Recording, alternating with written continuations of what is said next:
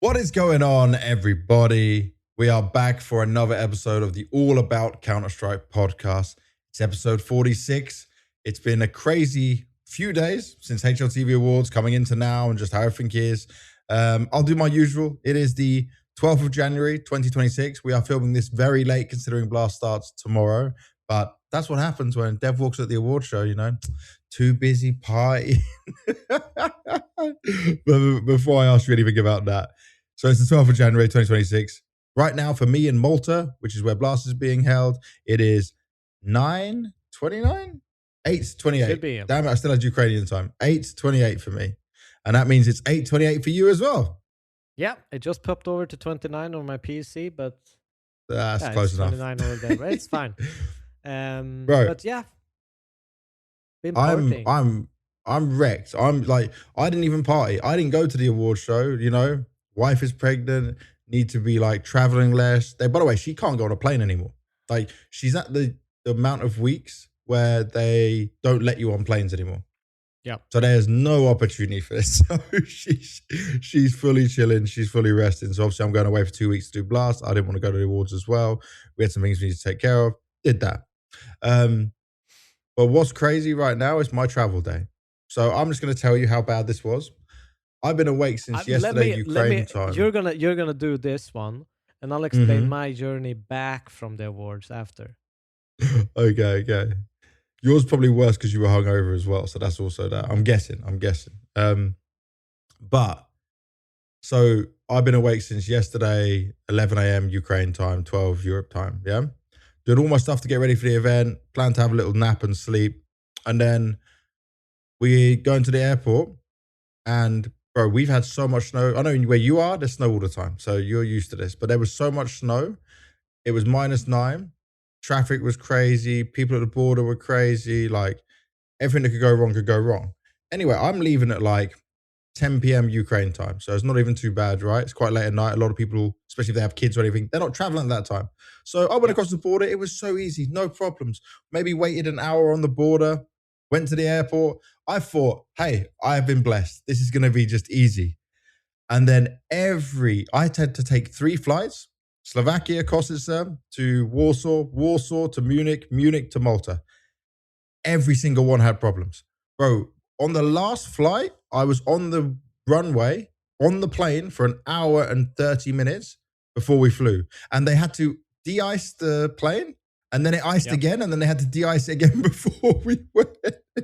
So I didn't get anywhere near the sleep I wanted to get. I landed straight in Malta, had to go to rehearsals today. And so after I've done this podcast, I'm going to bed. 2 hours. Oh, they were so small. Like first one was an hour.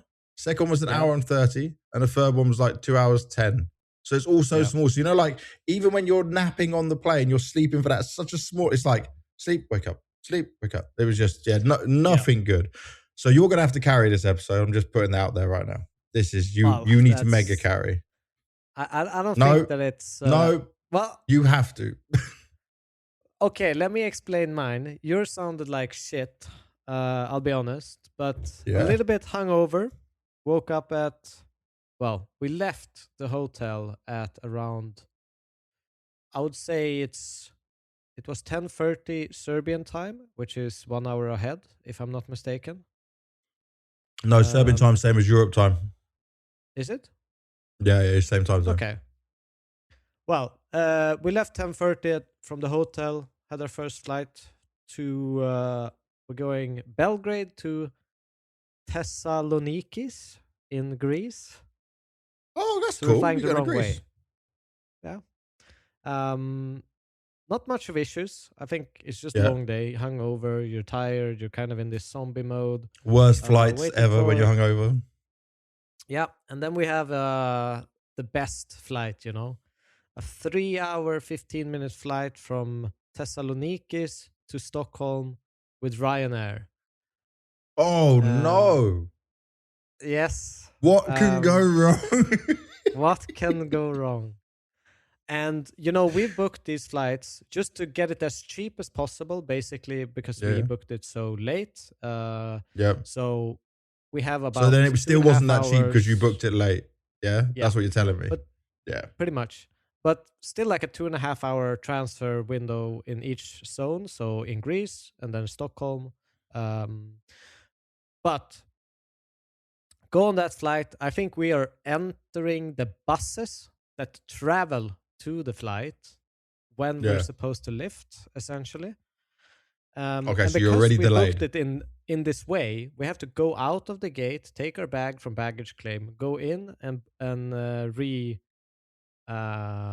Recheck the bags in. Yeah. recheck everything in, right? So because of this Ryanair flight being almost an hour late in terms of time of just starting and getting into Stockholm, Yeah. we are so fucking stressed when we get to Stockholm. We're there at around, I think we're supposed to land at 18 and we landed around, I don't know, 19 something. But then you have to wait for the baggage claim. And there's the first thing we see as we walk out the baggage claim is there's just like mountains of bags on the sides of the airport. And we're like, this is going to be hell. Yeah. This does not look good. We were fortunate enough that our bag came and it was pretty swift, but it left us with about, I think, 55 minutes until boarding. It was when we got the bag. That's so we had to terrible. really rush in to, get our bag. Because sometimes, even if you get into the place where you're checking in, sometimes they won't even take your bag because it's so close to the flight, right? But I think we just managed to squeeze in there, get our bag into things, and then, kind of started to relax. But then obviously, our last flight was an hour late. So we would have made it no matter what. But it ended up with us being, I think we came home to the apartment at, it was midnight. So Yeah. So it was a pretty long day, pretty rough, but it was good by getting back to sleep, getting a shower, getting all that, like, I don't know. You know how it is when you travel a long day, you sweat, and then that sweat kind of it gets cold and gets stuck on your skin, and then you sweat again, and you're almost creating layers and layers of sweat while traveling. Dude, look at my hair, yeah? So I can't wash my hair right now. I've just come straight from rehearsals into this and do the podcast. So my hair is oily. My face is oily. I don't smell too bad. I keep myself fresh, yeah? I'm actually happy with the smell. I'm not going to be polluting other people near me. You know, that's not good behavior. That's good. But I need a fucking shower. I definitely need a shower. So I fully understand you. How did you enjoy the awards though, right? Let's talk about some positives other than our crazy travel days. I thought it was really fun. I mean, there's a lot of people I know in the industry, but there's also a lot of people that I don't know. So there was a vast amount of people who I honestly had very little clue of who was who and what they are doing and all that kind of stuff. And the event itself was, it's probably closer to 300-400 people, maybe even more, who was attending there. So there was a huge amount of people. It should. So what the numbers they put out there, obviously, is I think it's like 1,000 was expected. Obviously, some people like me and my wife, we didn't turn up, right? Maybe there was even 1,000, but last year, a huge amount. Last year was like 500, for example, right? So it's doubled in size, and they've done an impressive job with that. When you say people you don't know, though, you mean probably like not the players, the coaches and stuff, not the talent, but like the industry people, right? Who are like back staff for companies. Yeah, there's a lot of them people. So there was not that many teams that attended. I mean, a lot more like, there was probably more old school players that I played with or against than actual active players currently that was there. Because obviously you had people like Olaf Meister will talk about his inductee to the Hall of Fame later, but I saw like Scream, Kenny S, these kinds of people, a lot of the old CIS rosters with Edvard, Flamey, Starix, maybe not Starix, but I saw Cease. I didn't see Stars. Zeus was there, Cease definitely there, yeah. Zeus was there, Cease was there, and there's a lot of people, I've attended events, we've competed against each other, and it's so many years since you've seen each other that it was just great to kind of get a chance to talk to them again and see both people's excitement just to see each other. So that was good fun. I think the event itself being there was great. They had, there's no like, sometimes when you get that many people, sometimes it's hard to get a drink, hard to get something like, you know what I mean? Like there's 1,000 Yeah. people. How are we gonna, distribute the alcohol in a fluent manner? That's like the logistics. You have to be really careful when doing these events. Bro, But they did a I great job. obviously I went the past 2 years, right, when it was obviously smaller than what you just attended. And Yeah. one thing they hit the nail on the head is like people walking around with them little food trays, like I Yeah, like my that's food, exactly little it. snack trays. Oh my God. Imagine you're like, this is a celebration of Counter. That's the way I position the HLTV Awards, right? Because HLTV already does so much good stuff for Counter-Strike. They then create this award show, which is also a celebration of Counter-Strike. Now, it doesn't mean all players and stuff are going to be there because it's very close to practice time. Like you mentioned, not everyone's there. People obviously who are receiving awards, maybe receiving awards, people who are just close by, maybe boot camping at the hotel at that time, like Falcons were, some of them will come down. But like, this is the best award show in any esports. They are actually winning right now in every way. Like this is crazy.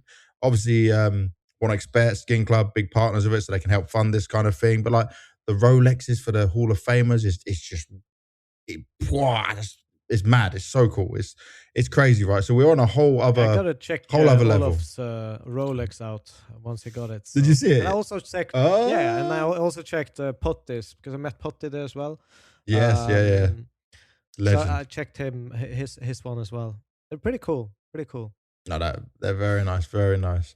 But yeah, I was just sad I couldn't go. Family has to come first, so there's no problem with that. Obviously, very empty on my row where Banks was supposed to sit there with Lily, with +1. Yeah, there's seat for me and my wife. Someone took a picture of it for us and sent it to us, and I was like, yeah, sorry. No, not this time. Eventually, I did apologize to Turkish Prof. guys invaded and took the spots because Aurora guys were sitting right in front of your spots. Yeah. So yeah, so we got That's company. Right. Make use of it. You had some friends for the event. So we'll start with my thing, right? I want to go over it so quickly. Hugo hand delivered it to me today, back to back. Talent of the year. Yeah, you're surprised, aren't you? You didn't expect to see it today. That you have it. Yeah. No, I didn't see. Exactly. You have it now. What? For my side of things, I just want to say thank you to everyone who votes for me, everyone who likes my work. It's greatly appreciated. People, you're just talking for everyone, but people have to remember with this as well, because like, bro, I saw so many comments, things like this. Yeah, like it is a community fan vote. Yeah, and I'm active on all social media. I've had for like 2 years now, posting content on Chinese social media. I sell my mousepad in China already, right, where I got it produced. I've gone and done tours out there. Like I'm ingrained in it. So yeah, I take advantage to say to my fans, like I do on Twitter, like I do on Instagram, vote for me if you like my work, and people enjoy it. People support it. This award doesn't say best talent. Yeah. This is just talent of the year as voted by the Counter-Strike community and by the fans. And that's how I take it. But for me, I want to win this every year. Yeah. If the fans like what I do, the fans support me, that's a good thing for me. And I'm really happy that people still like so many people's comments about Budapest and what we've done and like the work we put in terms of like the broadcast to the stage, then into a podcast, all these things we were doing. It's great. It's absolutely great. I do think it is a little bit flawed though in some ways because me, Sponge, and Freya all have there's 3 different roles. So basically, for us being finalists, you should probably give us all an award: best commentator, best host, best interviewer, for example, something like that, right? That could be a way HLTV could do it next year, whatever. Yeah, but I'm very thankful for that. Expansion for that. And I never take it for granted that people like it and people support me. So it's a massive one. Do you know what? We'll start to talk about some of the other awards because it's not just about talking about my award. But again, I'm very thankful. So thank you so much to everyone. It is massively appreciated. Hate me, love me, whatever it is.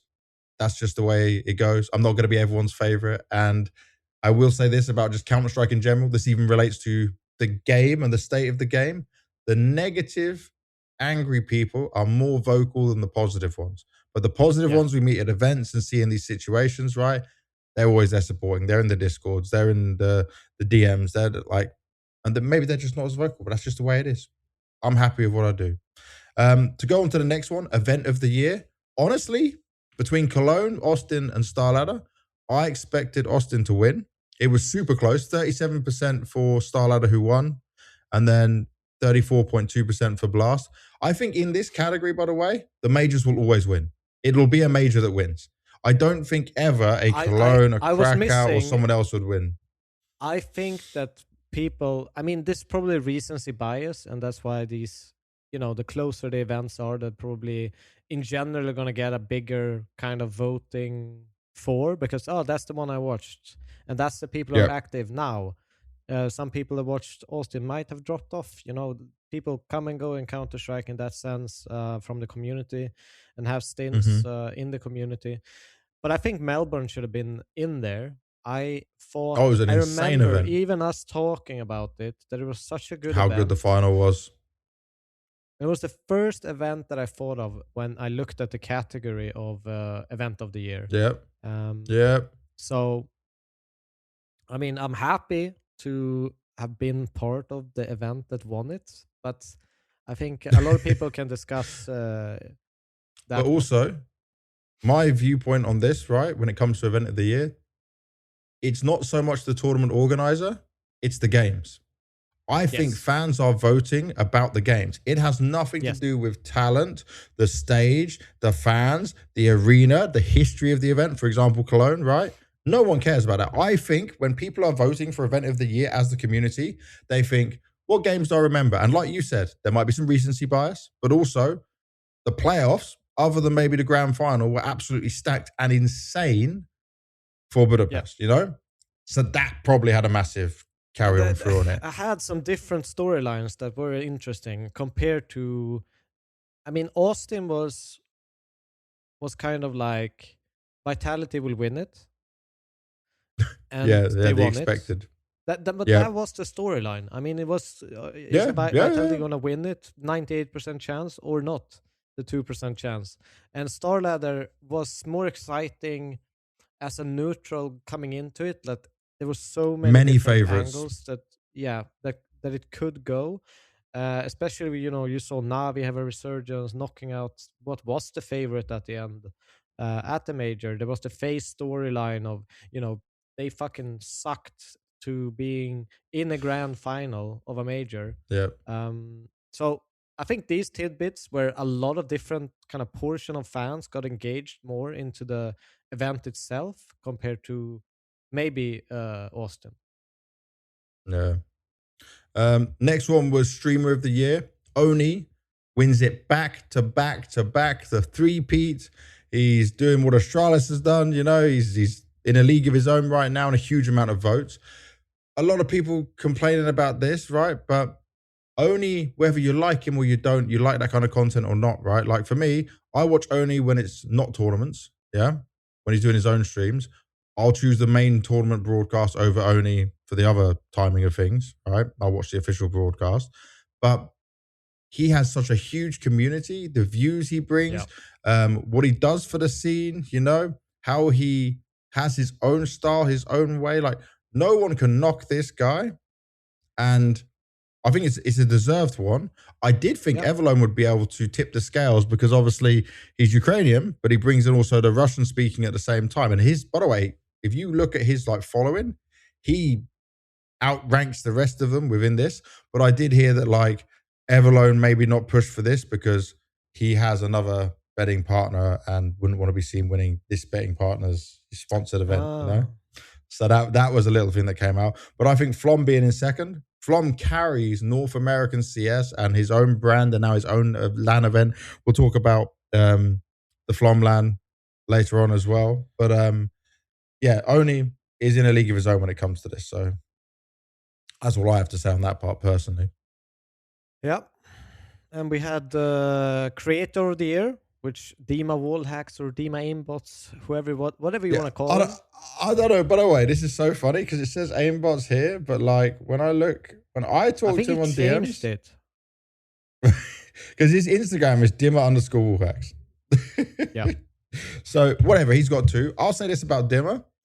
He makes some of this organic, fun, challenge content, so well with pro players, with ex-pros, with community members, like going invisible, yeah? So the other people can't see you. And then you're going against, I don't know, 20, 30 bots, and you have to try and get a hostage without dying and take it all the way back to spawn on Italy, for example. He did content where Simple and Rain had wall hacks, and they were playing against 10 silvers, then 20 silvers, blah, blah, blah. It kept going and going, you know? Like, he did official content for FaZe this time. So this win is so deserved. And bro, he lives and breathes. He's young, but he lives and breathes this game. Like you can see his passion in the content he's doing. And some people were, I don't know, I should stop reading comments. Some people were like, I don't know who this guy is. I've never seen his content. I'm like, but he just might not be the content that you watch. Like, it's not a frag movie. It's not guides and stuff like that. It's more fun. But he has a good way, in my opinion, of bridging like the pro scene and the casual gap and playing games himself. And he is just entertaining for this younger generation. I really like him. I met him at JL's wedding the first time, like face to face, and just honestly, top guy. Fully deserved the win. I think he deserves it. I've heard a lot about his stuff. I've watched maybe 4 of his videos in my lifetime, but that's more than some other content creators in Counter-Strike. I'd rather play. Yeah. I'd rather watch games myself. I'm that part of the community. That is you. Yeah. But the things that I've heard and the things that that you speak about, where he's creative, he kind of comes up with content ideas for a game that lacks content in a way that, in that sense, it's really important, because we are by heart and by foundation a community-driven, esports, and we need all kinds of people. Even if it's KZ or bunny hopping or whatever it is, surfing. We need that kind of stuff as well. All the challenges he's doing. Yeah. And I'm glad you said that, because this is, we have to remember, when I first started playing Counter-Strike in 2003, I didn't leave a public server. Yeah. I didn't play a competitive game. I didn't play a 5v5 game. I was playing strange modes. I was playing gravity mode. I was playing Scout Snipes when that came around. I was playing Rats, for example. The Simpsons map that was in there, which, by the way, I'm sure that copyright wouldn't work today if you had that in 2026. I don't think that would fly. Like, that's what we were doing, all these fun things, killing time with friends. And you remember when I did that thing at Halloween? I spent time with them German guys. I did a Halloween. Like that. When I went and did that, I just went and played with these guys I didn't know. It was me and Gooseman, the creator of Counter-Strike. We agreed to play with these guys from Reddit that we met. They just dropped us a DM, and they're all old guys. Yeah.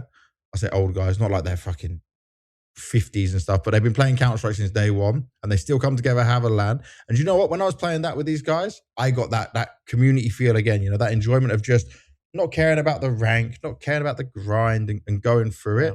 And that's like, that content is so important, because some people just want to relax and have fun and play, Yeah. And that's also where we need Valve to make some more of this stuff pop up again, There's definitely some onus on them to Nate bring King it through. Virre is more of a... He does frag movies. Frag movies. And Nate King obviously shows you lineups and stuff. And pro plays and whatever. Skin of the year after this. By the way, I'll say on skin of the year.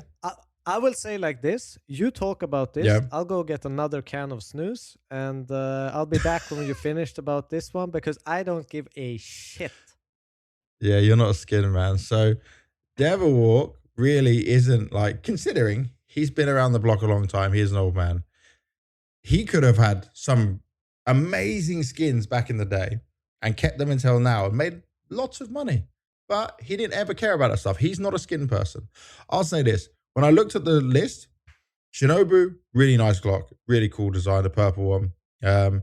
Full Throttle, it's pretty good. I think it's quite common. I see a lot of people starting to use it at the moment, especially as the A4 gets more popular. But Print Stream in general is a skin that I know so many people love and enjoy. So there was not really a surprise from me that this one won. Like, everyone just I got a comment on, such a good skin. Number 2 for who made the Shinobu Glock 18. Yeah. That name in Swedish means whore meow. I can kind of read it as horror meow, yeah. Horror Yep. meow. Horror meow. Where's like Just this a means or crazy. meow. Yeah. What a name. What a name. Yep. We can skip past that though anyway. Hall of Fame inductees. Let's start with your boy. We got two of our boys within this. Olaf Meister. Obviously, could have come back to FaZe at any point. They kept bringing him back over and over again, but he's now retired, streaming. By the way, does an awesome stream, keeps it fun, keeps it fresh, plays a lot of faces still. But I like Olaf with his career. Obviously, you made room for him. You coached him. Yeah. Yeah, we had a You'd be great better time. to talk about him than me. I mean, I don't know where to start. I mean, for me, I mean, even if we go back to when we picked him up, he was always considered in CS:GO, no matter if he played in top teams in the beginning, which he kind of like played in a couple, but mostly on a almost semi-casual level. But he was Okay. always the best in gather channels, always the best in kind of pickup games. Didn't matter if Forest was in it or Getright was in it or all of the Fnatic boys were in it. He was one of the best players, and he was for a long time. It was just such a no-brain decision to pick him up because he could do it all. Everything from communicating, making calls, organizing, telling people to kind of get serious in the game, and having a voice Okay. um, on the server and in the team speak. Mm-hmm. To rifle entry, oping, lurking, he could do it all. So an incredibly valuable player, and the impact he's had is actually insane. Actually insane. And I think that this Fnatic lineup that became, the best of that time, would never have Yeah. worked without a player like him, who took a lot of responsibility and made sure that even if we played a very loose style, it made it kind of hold together because he could be the one taking charge and being a little bit of a leader on the side, telling people how he wanted things done on his side of the map, and taking that space for himself. Just an unbelievable player to have coached, played with, against. Yeah, absolute well deserved Hall of Fame inductee. And then I'm going to go from Olaf to Markelov because Markelov, for people who only looked at him in CSGO, they might not see so much of a wow factor in him. And this isn't just because he's Ukrainian. This guy just dominated everyone and everything when he exploded onto the scene. And I'm so glad he shouted out Arbalet for being able to help them have a platform to go from. Had the Arbalet Cups at that time. Put the funding, I guess, or whatever else he did. I don't know the full story into Navi all the way back then. But this Markelov, this Zeus, this team they had was the Navi I fell in love with all that time ago in 2011. And I think he he was such revolutionized oping. such a remarkable player. And the one thing is, obviously coming from a region with a lot less money, a lot less funding, right? This opportunity, what they would get from each tournament, this hunger they had, it was unmatched. And like, it was just so impressive to watch. And if you've got some time, go back and watch Markelov 1.6 highlights, movies, videos. They're still out there on YouTube.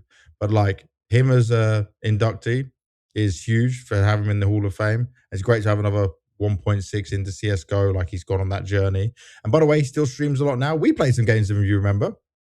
Yep. When Yeah, CS2 was first coming out, we played a few matches with him, and he still got it, by the way. Still giving there was one overpass we played with him, and he dropped 40. He was just annihilated him.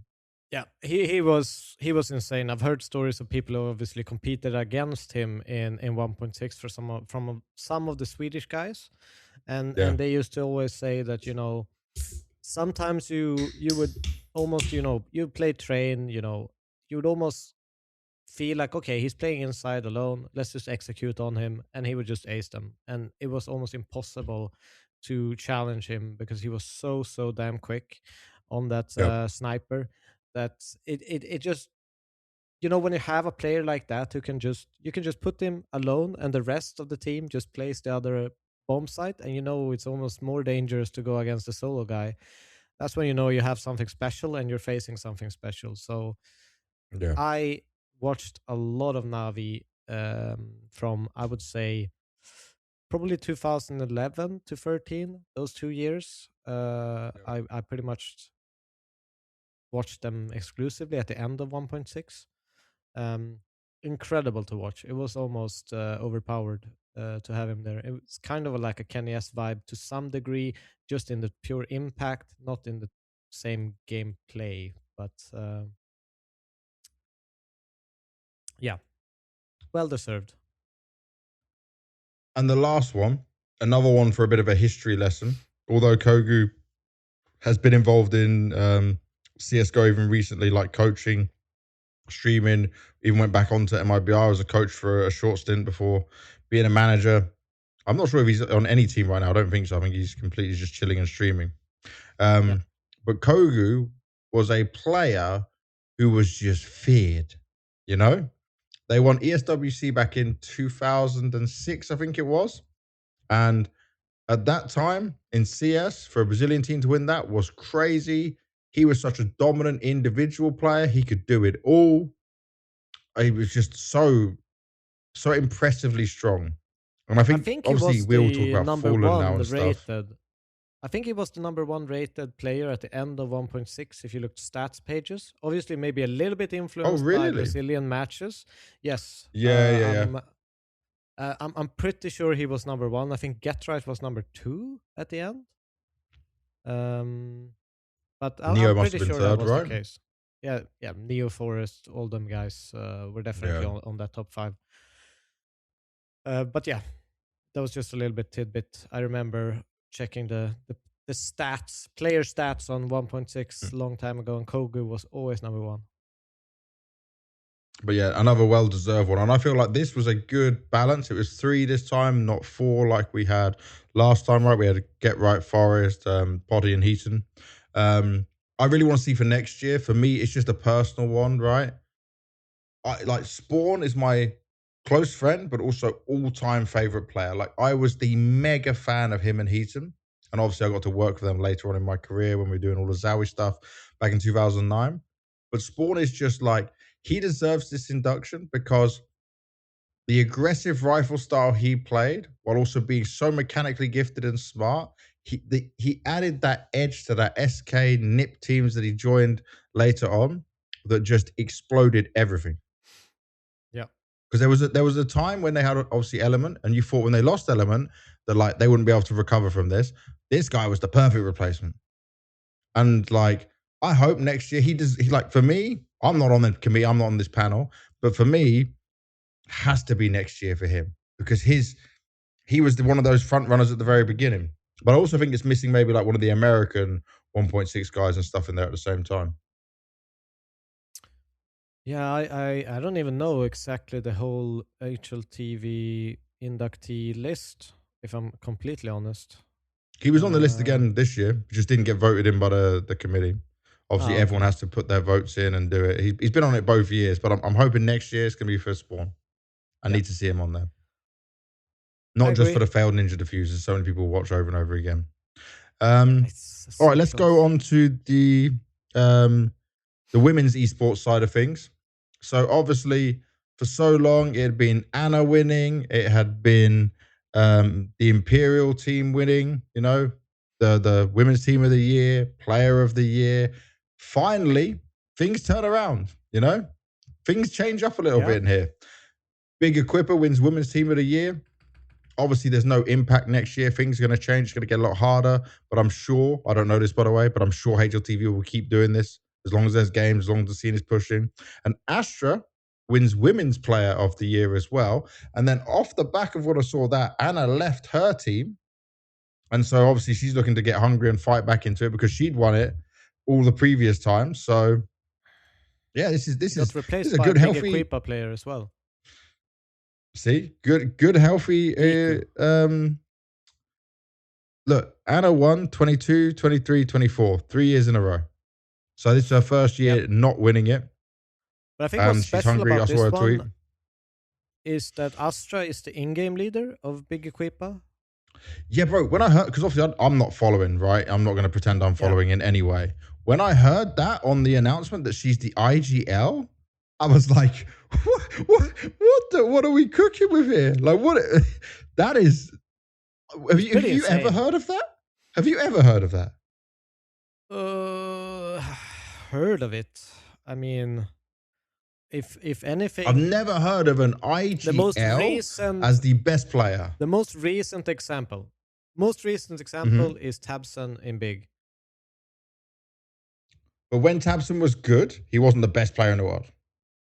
No, he wasn't best player in the world, but I'm just saying an example of being the best in the team, at least. Okay. I'll give you that. Yeah. It's impressive, man. It's very impressive. Very impressive. Like, that's not easy to do at all. Leading a team, dominating a team.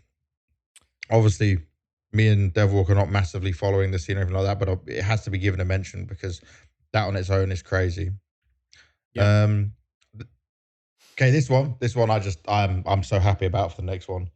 Rookie of the Year, Molodoy, and this wasn't even close. No one was even close.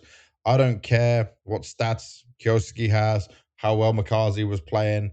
Molodoy was in a league of his own, and I called this out on this podcast after Astana that he would win this award because I just saw that he was different. And that's before the MVPs, before everything else. This guy is, well, they keep saying in Brazil, right? He's the truth, and he is. He's definitely the truth.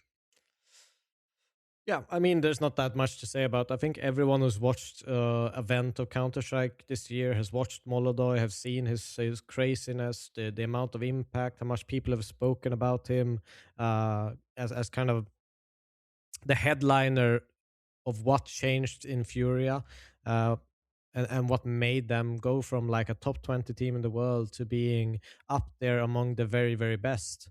So, yes, he didn't play the entire year, but it was an incredible amount of impact that he had for this Furia side, and is a major reason why they picked up trophies, why they won tournaments, and why they are an incredibly interesting team to follow for 2026.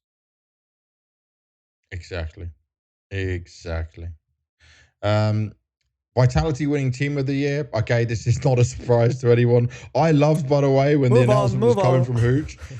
If they were like they were trying to get out of seats, they're waiting for Hooch to say it, and then we can go now. We can go on the stage. Obviously, we don't need to say anything here. Like, they were just incredible. Yeah, they were such a good team. Yeah. They were already on their feet when he opened the envelope. Yeah, exactly. They know. They know what time it is. They were sitting in front of me. So I saw them. For the rest of the awards, we don't really need to go through, right? Because we already did it on our list, right, of who we thought it would be. People should have watched the awards anyway and seen the rest. I'm not going to spend the whole time. I can go through them quickly. Player of the Year, ZywOo. And obviously, people, if you want to disagree with that, go look at the last episode of the podcast. By the way, look, actually, I need to stop talking. I need to talk about this opener of the year. Next year, and even Nero had said this on the when he's talking with Sponge and Strike and everyone, it does need some slight changing because Flamesy and Donk are very different openers. Yeah? Yes. But this is what I talked about. Like, Donk is a soft entry. He's the one with freedom. Flamesy is not a freedom-based entry guy. He's a hard entry. He's the one that's supposed to push a very specific line in the strat, run in. Let's take Mirage an example. If Donk enters Mirage, he will jump up on Tetris and aim to trade. If Flamesy enters Mirage from A-ramp, he will be pushing to clear Sandwich, Shadow, and run straight into default, between default and fire, and push towards that CT to create as much space as possible for this Vitality side. Whilst, yes, Donk might get the initial entry part and duty as he enters a site sometimes, he's not the one that is creating space. He is the one killing people. Yeah. Like, he almost...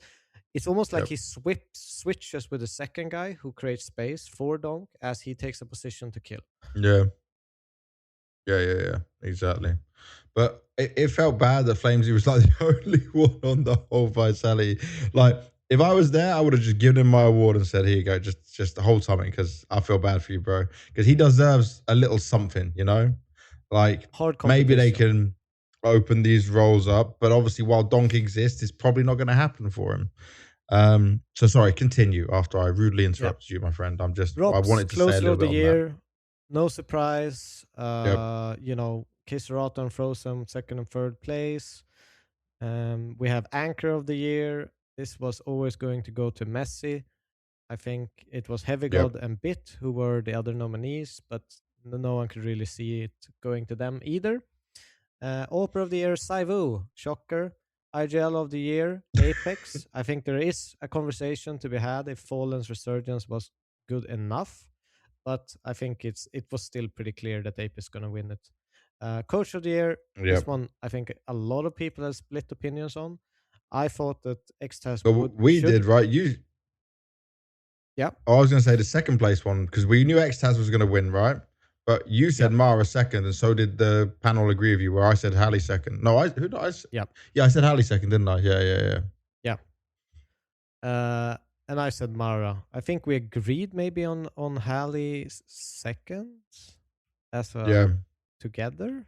And Mara just had to be third because of that, Yeah. But that's not how it ended up, but pretty close. Nope. Highlight of the year also, the 1v5 with the Galil from Donk. It's impressive because it's with a bloody Galil and it was 1v5. Like, you don't get many 1v5 aces. They don't happen, right? It's so crazy to pull off. And that was styling on a stage. Yeah, that's what Donk does. So I fully agree with that highlight one. What's also crazy, by the way, is that in the highlight of the year category, there was no ZywOo highlight, despite him being the best player of the year. You know, that's something to look at in there. To be fair, the highlights of the year were pretty weak, in my opinion. I don't know where because one was like I think it was a 5-7 or duelist ace from Rops. The other one the was fast just spam down. Yeah. Twist one was good. Twist one was good. Twist one was good, yes. Especially because of the weight of the game. The clutch, a major, the arena. Yeah. So yes, that, but comparing that to the 1v5, there was not really any competition. No. And I will say this, right? I struggled when I tried to think what ZywOo had highlights, but maybe I just don't have the brain for it, but I didn't remember a highlight that I would have put there from him. But he must have had some crazy moments as well. But obviously, he also suffers from people are going to complain about this, but he will suffer from the fact that his team can also pick up so many at the same time. You know, like that's what happens when you're on such a stacked team. I'm sure there is, like in the first half of the year, that we just don't really remember now. Whilst I mean, Donk's one is going to be just imprinted into your brain because of how good it was. So it was going to win anyways. Yeah. Oh, yes. All right. Shall we get on with some roster mania finishing? Yes. The rest of we didn't cover. So I'll say this to start off with. Apex is so good, not just as being an IGL and the leader of Vitality and the captain in a way. He went on the HLTV Confirmed podcast and said, like, some moves didn't happen because the prices are too high. So I looked at this into a little bit of detail, right? And this is where Apex is so good because he's honest. There was a time where they didn't want Spinks on the team anymore, but they had to keep playing with him, yeah? The end of 2024, going into 2025. And then they got rid of him. Now, some teams have to go through this where they know that this team is going to change at some point. This is a failed team. But they must keep going. That's what fans need to understand here, is that sometimes your favorite team is not meant to be, and there's no changing it. These are 5 people that have to play together, spend all their time together with the coach as well, and sometimes it just won't work. But then, Apex mentioned about the buyouts and the money. This is what I wanted to look into. I can't name the player because I was talking to them directly, but there is a player who not so long ago was wanted by some very good teams, yeah? his buyout right now was like 600 to 700K. He's a good player, but there is no way any organization right now would pay that for him. He is not a prodigy. He is not some. And people might say, "Oh, well, it's not a lot of money," but orgs are not making that bigger money, especially new orgs or orgs just on the rise. Like it's a select amount that's going to pay that for a player, and getting these younger players earlier sometimes can be a better opportunity, or waiting for a player to come out of contract. So, like the PR Mouse move that I was expecting to happen, or the Infat one, this is 2 years now, by the way. We heard Infat was maybe going to go the end of 2024 after Shanghai. Didn't happen. Yep. We've heard it again in 2025. Something is going on there. Like these are not like someone's just picking his name out and going, "Oh, Jimmy's going somewhere." No, there is information that I've heard, other people have heard, HLTV's reporting, like everyone is saying the same thing. So there is some sort of waiting game going on right now. The PR one as well. I'm still waiting to see what roster Game Legion field. I'm going to be honest, but it doesn't seem to be changing from everything I've been told. But this has been a very lackluster roster mania, and one of those big parts is that if they are a young player right now, be careful how long a contract you're signing and what your buyout is, because otherwise you're in jail and your career could be wasted sitting on a bench. And you might get a bit of money sitting on the bench, right? Usual's 50% of the contract, yeah. But if you're not playing, your value goes down. People aren't paying attention to you anymore. You're not game ready. You're not warmed up. Face it, doesn't compare. Yeah, I mean, I wanted to kind of check. I mean, maybe we can take like Cologne, because just 2025 as a good benchmark for tournaments. So, for example, well, this may be a bad one. They're probably increased now. There was a $60,000 club share for the win of IEM Cologne 2025 for Spirit. If they would But want that's to not a reach, that's not a big one. no, that's not a big one, but maybe they're Yeah, more I'll towards find you a good 50-50. one. So if they, yeah. But just imagine, even this bad one, how many tournament wins you'd have to almost guarantee with one player switch and investment in one player for it to pay you back. Yep. And that's not talking salary. Yep. That's not talking, all the investment you do in his brand, his, Some teams are not doing that traveling, anymore, the boot brand camp, investments. whatever it is, it's Yeah. backroom staff. Make sure you have sports psychology, make sure you have all the programs and things. There's a lot of costs in running a CS team that is invisible for the public eye. And you would win what? You had to win 10 colognes with that club share to even be close to the buyout. Okay, And you can't. so I'll give the example, right? Because Yep. the Cologne, Krakow are not good examples of this. It's 400,000 for first place. Obviously, the organization, by the way, probably gets 10, 15, maybe 20%, depending on the contracts. The players get the rest. But then the club share is this 60%. Yeah. But like Yep. at Dallas, it's $125,000 to Vitality. And then club share for the organization, $160,000. Then you've got these frequent flyers and all these other things, which we saw, like Vitality were cleaning up in, last But one, even if ESL that is the one. example, imagine you're a top 5 team, you want to buy a player to make your team better and could potentially give you a title next year. But you're not going to do it if you're not being like able to to bring it back in some way, to guarantee that you're going to win something, to make sure the investment is actually worth it. They're not going to gamble it. Okay, many percent better do we think this player is? Maybe 5%? Is that worth it? Is it worth that gamble? Are we going to reach Vitality's level to That be able huge to challenge them investment. for titles and bring that club share home to us? Probably not. Yeah. And therefore, people will back down. And all these things you're saying, right, is why some of these roster mania things that we hear don't go through, because the return on investment still is a factor, and not all orgs have crazy amounts of money to play with. Yeah, not all are built equally in that. Look at, by the way, I'll come on to this. This is going to be another tidbit away from what we're talking about. Astana 2025. Spirit won $200,000. Club share $200,000. It's a 50-50 club share player one, right? Yep. PGL backpedaled on that. Originally, they weren't going to do it. It was all going to be one. Now it is this way, But guess what I heard? More teams will be attending PGL events this year. Like more top teams, more of the elite teams. I'm not sure which ones it's going to be, but I checked this out after Apex. Basically, they were talking about the calendar. They had it up with Chad and Mira, the journalist, legendary journalist, by the way, from Portugal. So much experience in the game since the very early days. They were talking about this with Vitality, and Vitality said, like, oh, we can't say if we're going or not now. By the way, I'm working some PGL events, but I don't know which teams are attending or what's agreed. We don't have that information. So I did some check-in, and compared to last year where you were not seeing the top teams go, it seems something has changed. And I'm not sure what it is. I don't know the reasons why, but there'll be more of these top teams going to PGL, maybe because of this back and forth they've had, or how at least all of the events for PGLs on LAN and highly weighted games better for VRS. So there has been a shift. And I feel like Vitality kind of gave it away that they're going, you know? Because they're going to do 16 events this year. It's still, I think it's good. I don't think it should be, you know, I understand why orgs do it. They want to control their revenue share and stream whatever revenue they can get a hold of with the best teams attending.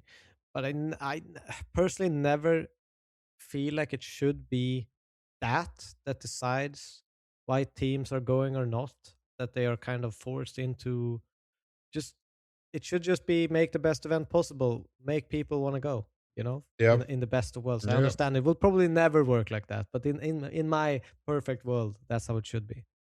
The perfect world that doesn't exist, but I do appreciate you for trying.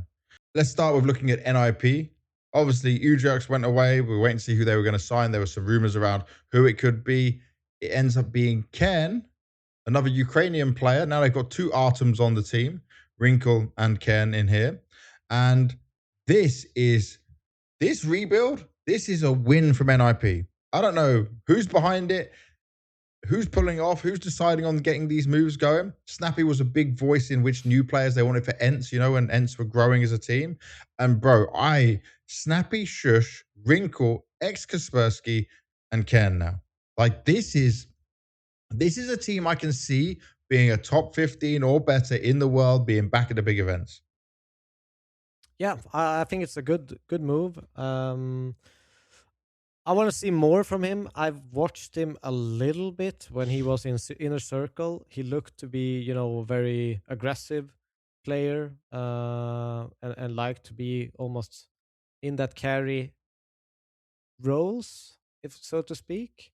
So we'll see how it kind of suits them role wise. If someone has to move or make space for him, maybe Kaspersky needs to be, I guess, less of an entry, or maybe they just put Kieran in that role. We will see how it kind of fits together. I think that suits Kaspersky really well, though, right? Yeah, that I think it probably freeing him up. Oh, like for me, Shush, stable, steady, was playing above what was expected of him as the team was just gaining their feet. Now, obviously, Wrinkle had a bit of a downturn. Yeah, we spoke to him about that during the major. He started to show up a bit better. If you get Wrinkle, Kaspersky, and now Ken together on a good or normal level or push above their level, NIP is scary, man. I think this is a huge win. It could be a really, really fun match to watch, the opening in the Blast Bounty between NIP and Liquid. It's a good test for both teams to kind of see where the level is at.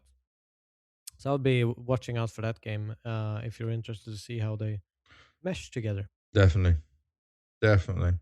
And then after that, we got to talk about a friend of yours, Mr. Freiberg, takes over as Johnny Speed's coach. Now, obviously, Freiberg is a legend of the scene for ever so long. Everyone knows about his career and his history, but he's joining up with this Johnny Speed's team, which is, I'll say, like middle of the pack of the Swedish scene. There was times where we were hyping him up a bit more than it was slowing down. He takes over from Barbara, who was at one point in Valorant, but now he came back to CS.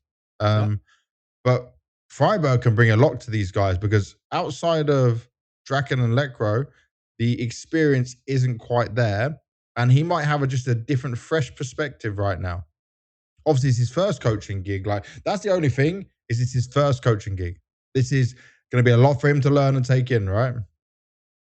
Yes, but I think the good thing about Freiburg is that he has been, you know, ever since like I think it's 2 years he's almost been casting in Swedish at pretty much every like Mm. on a weekly basis Okay, I didn't know. for esports studios. So he's followed a lot of these teams, a lot of the teams that they are going to be facing up against, and the team Yep. itself. So we'll have a pretty good idea going into it. I do think it's a pretty tough job to start with. I think there's a lot of potential in these players, but I think you know it can be a tough start for him, but I think that Freiburg will do good no matter what. I think that this is just kind of a team for him to show himself off as a coach, to see the Hmm. development with high skilled players, and make sure that he maybe is viewed. This is not something he has said, but this is just my opinion on it. That Yeah, yeah, yeah. I think that this is just a stepping stone for him to reach the absolute top tier scene. And this is a good place to Okay. start. Tough start because I think it's always easier maybe in a top 30, 40 team rather than Johnny Speeds, who is what are they ranked? 62. Yeah, it's quite low down. Hmm. But people are going to see his value, and they're going to see it pretty quick. I think he's Yeah. excellent at, not only the game, but also the way that he gives information and, Okay. coaches people in a very soft way. Yeah, Can he teach does. people in a He does soft come way. across like that to me. He Yeah. is the like soft, cuddly version of what you would expect from a coach, in But my he opinion can of just knowing definitely get him. mad. He can definitely get mad, and I think he understands that you need discipline and everything, and people need to do Yeah, their shit. And he's wanted to become a coach for a long time now, so it's always been like I want to do this for him. yeah. In every time I've spoken to him in the past 1.5 years, so I'm excited to see what's cooking over there. Okay, well, we'll keep an eye on it. Good luck to Freiberg in his new adventure. First time coaching is great to see. We're going to go on to a kind of German side, maybe not German anymore, still three German people on there. The biggest confusing team of Counter Strike, but not always just in a bad way. Big Clam have fallen so far down on people's expectations. Like they are ranked, at least on HLTV 57, so even lower on VRS. No, 35 on VRS. Yeah. Okay, 35 on VRS isn't bad. But It's after a not hundred terrible. coaches, they felt no, we need a new in-game leader. Bro, this is what's crazy. Is they take Blame F, which by the way, I'm not even going to start to talk about the rumors of money. People just said the buyout or the salary or whatever was offered was huge. That's why he's gone from Fnatic, right? But Blame F comes in to be the IGL. Favon gets brought back after 2 years of not being on the team. Process gets the kick for I don't know how many times he's been in and out of the team. Like Big is recycling stuff all the time. Look, Process's career started Fnatic Rising, yeah. Then he went Big Academy, Big Academy, big, and now he's Big Academy again.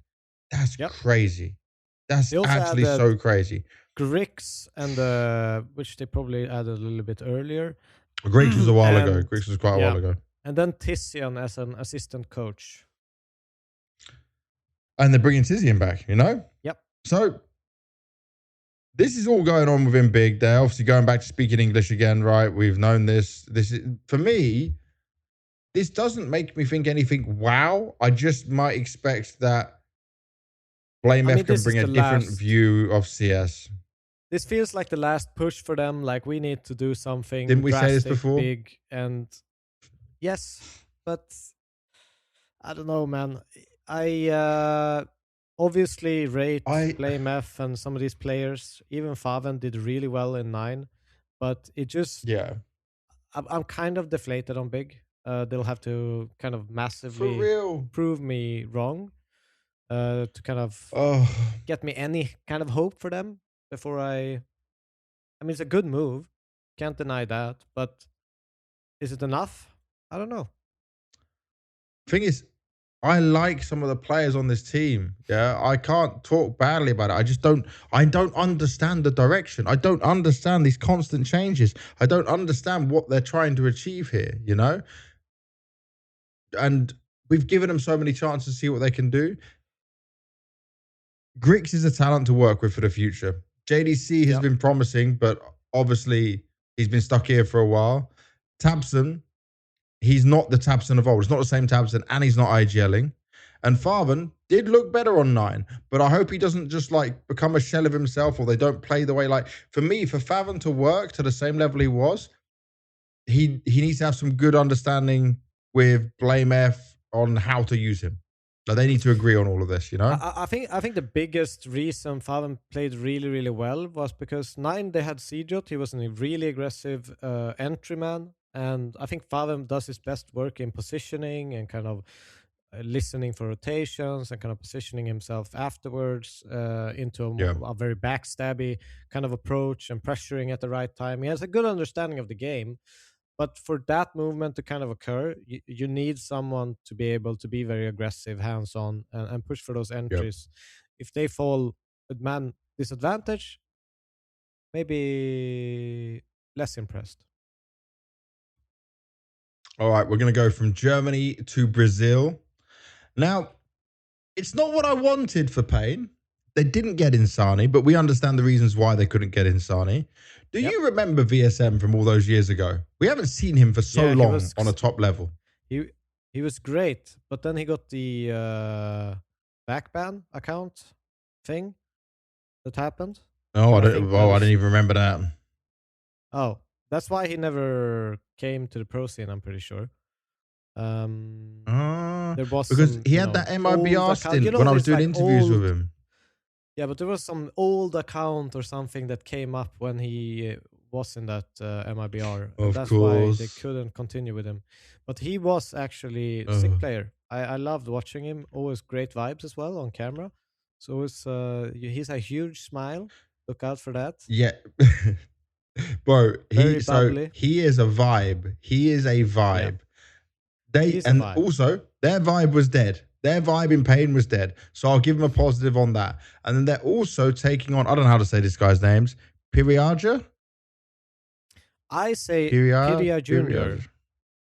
Piria Jr. Yeah, let's go with that. That's probably much better than what I said. Again, not a player that like people were shouting names about within the Brazilian scene. There's got to be something there, but I'm just happy Pain's on an all Brazilian lineup. I've got no information. There's nothing I can go off here to be like, wow, this is going to be amazing, blah, blah, blah, yeah. But they've gone back to all speaking Portuguese as they wanted to. This is the team they wanted to go with. VSM, we know. I do feel like, though, with these moves, Snow has to now deliver. I don't want any more of this quiet Snow. He's having bad games, even though he's got great positions again. This needs to be Snow. Lights out, Boa Caralho, everything else with it, and owning. Yep. That's it. It can't just be now he's there to shout and scream. Like, we need to see the best of Snow. Because they've given him everything. They've given him everything. After that, this is a great one. The next one's beautiful for you here. Finally, someone listened to the Devil Walk and they picked up Marden. Marden has been, I feel sorry for him, man. One of the most underrated, considering how good he has been. And after his time on Ents, even when he picked up a Dallas trophy, he had Falcons, which was obviously destined to fail because it's Falcons at the time when he's being brought in for the VRS. Then Zero Tenacity. Then it was now Fnatic.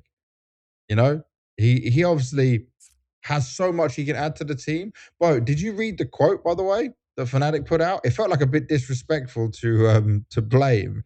It said, I'm just going to open it up.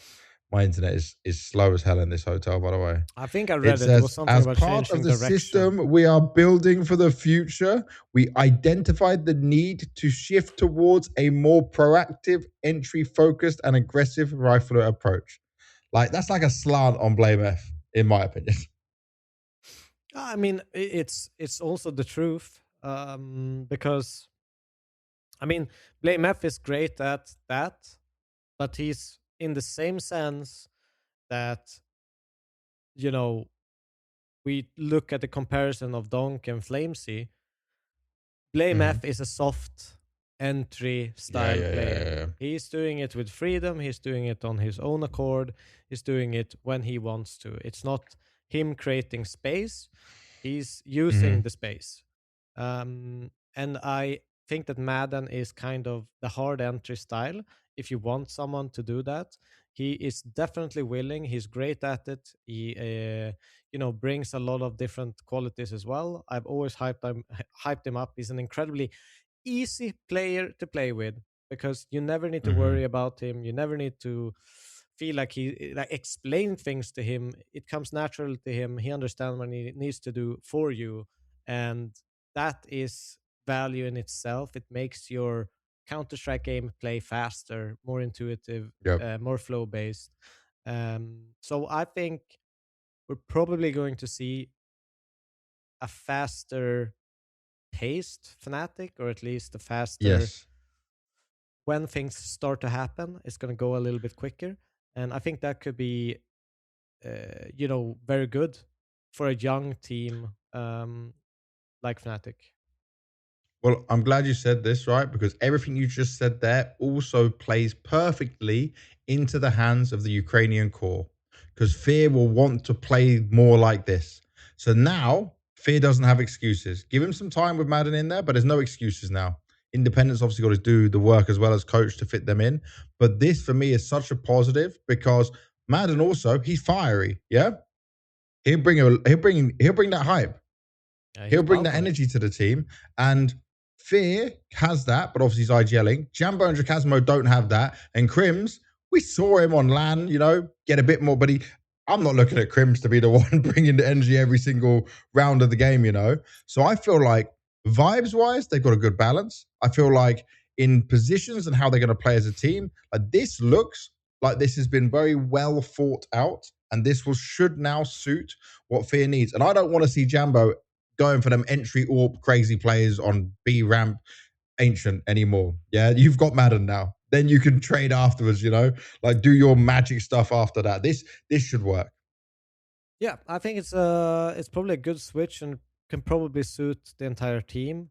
Because I mean, all respect to Blame F, but to play this slow encroaching style that probably is more towards his liking than many of the other players in the team can be Mm-hmm. very, very hard, especially for young players. I think the older you are, the more comfortable you are playing slow against some of the best teams. And that's why Blame F is so good at it, right? Yeah, He has so much experience, he knows so much about the game, but not everyone's going to be at that line of thinking or at that point in their career. And yeah, I agree with you. I think it's going to yeah. be a good switch. I think it's going to be healthy for everyone in that team. Small one here. This is BetClick, the Polish side. Obviously, we saw them when it was BetClick Apogee. They made it to a PGL Bucharest one time. I really like their coach, Bogdan. Great guy, awesome coach, super hardworking. The team is obviously going through changes. They bring Hades in. Now, we've seen Hades on ENCE, Nine, Monty, G2, Inner Circle. Yeah. I really like the guy. But if this move now doesn't work, I don't know where he goes or what he does. Like this has to be the one that pulls off something for him. Because he's had his chances, he's had moments, but like I feel like this is getting to like the warning signs of what can you offer now? But he's almost become like the new Smooya. Um, in like Just standing fitting into in. teams. But you know what I mean? Like, I'm not saying that Hades and Smoothie are comparable, like personality wise. I don't think so. Yeah, yeah, But yeah.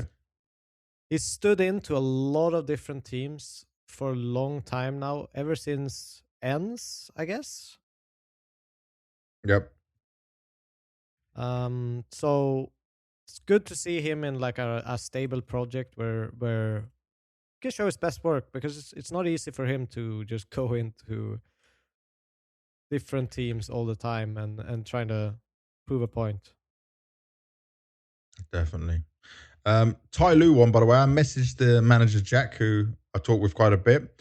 I just want to. I'm gonna make sure I'm gonna do this correctly because I don't want to say the wrong information. I should have got this up earlier as we move on to this. I'll say this just from my aspect of looking at ZywOo and the Chinese scene.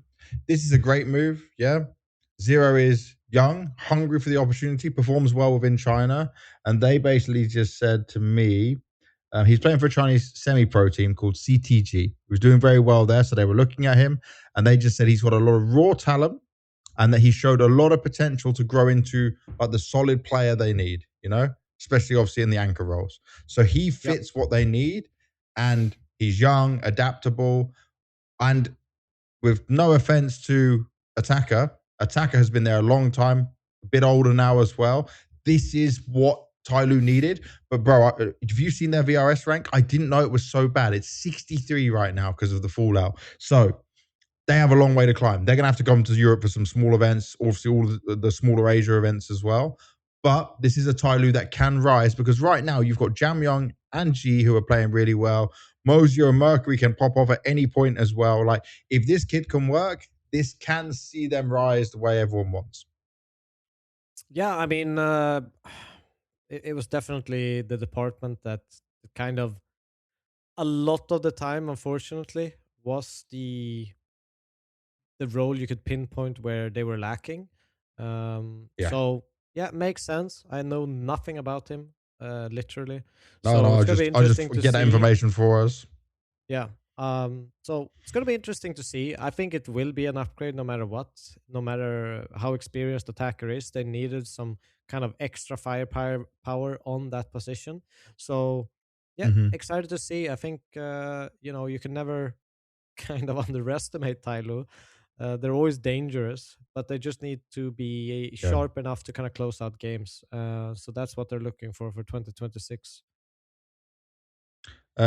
Astralis, very quickly, not too much time on this. Fozy, Ryu, however you want to say it, they are confirmed now. So it is an international Astralis. A lot of work to do. I think this makes them very vulnerable at the beginning unless they have a good honeymoon. We'll see them in action at Blast, and that'll be something we'll learn from it. Yeah, I think two young players, they probably need a little bit of fresh blood. They probably needed to remove some experience in a sense because it did not look like they had, the exact same idea of how to play Counter-Strike when they were on a server together. And that's why I'm saying remove some experience, let Huxi lead, let Huxi create, and go with that instead of having too many cooks in the kitchen. Yeah, that's fair. On the back of the Astralis thing, Stown was quite an emotional field message coming out there from him. It does seem nice that there's a handshake on that he is now a free agent, no team. It's by the way, I'll just say this. I'm so happy that he was smart enough and aware enough to take this time to get help and to make things better for himself. He is such a good player when he was playing within CSGO. We didn't see that so much in CS2, but we know what is possible. And he's still 23, very young, accomplished player as well. Yeah, it was only 2023. He was the 9th best player in the world. So given the right team and the right opportunity, and I think it should still be a tier 1 team, Stown can add a lot. Stown can definitely add a lot. But I think he needs that team system similar to what he had in those heroic days. I think, unfortunately, he's not going to get a tier 1 team. I think he's going to have to kind of slowly grind himself up. I'm not saying top 50 team, but I think that maybe top 30 and then prove himself a little bit all over again. Does he not get a team for this first part of the season and then OG do okay, but KDM brings him back? Just in my mind. Probably. Just in my mind. It could be an option. Yeah, I mean, we were thinking about Stown for this OG already in the past, I think. So, could be an option. Could be a good option. I think it just needs time to find enjoyment again. Sorry. Yeah. Had a little burp. It's all right. It happens. Too much fizz in your life. Yeah. On to Fluxo, benching Art. Art obviously had a chance to rebuild within this team. Yeah. And this was with the Exit joining, I think, or was it rumored? Exit. Well, it says Fluxo has reached a verbal agreement with former MIBR captain Exit. Now, Exit, good Brazilian captain, yeah, might be the type of leader they need for this project. Something obviously happened where they stopped believing in the way Art was calling it. I'm not surprised. He had a couple of major chances with it. The first major in Austin was very inexperienced team. They changed things up, but they had an opportunity to do better at this last major. And I feel like, they played FaZe close, but they didn't close it out, They should have won. And that's all it will be remembered as. Yeah, we all said that at the time. Yep. We all said it at the time. And they started off 2-0, by the way. Fnatic game leads, and then lost the FlyQuest, lost the NIP, and then FaZe in the close one.